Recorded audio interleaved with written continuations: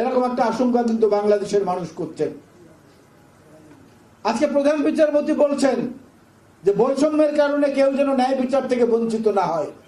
প্রধান বিচারপতি গতকালকেই সাগররণী হত্যাকাণ্ডের মামলা আবার 8 বারের মতো আবার পিছিয়েছে, 108 বার আবার পিছিয়েছে, 108 বারের মতো।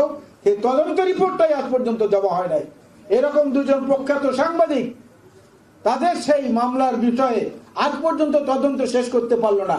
এত বড় বৈষম্যের একটা উদাহরণ আপনার চোখের থাকার সামনেও আপনি আবার বড় বড় গলায় কথা বলেন।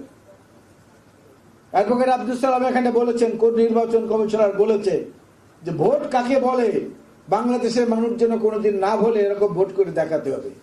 বাংলাদেশের মানুষ এমনি ভুলবে না। বাংলাদেশ কেন, পৃথিবীর মানুষকে ফেরাউনের নাম ভুলেছে নাকি? এত হাজার বছর পরে পৃথিবীর মানুষকে আজ পর্যন্ত মাফিয়া সম্রাটদের নাম ভুলেছে নাকি?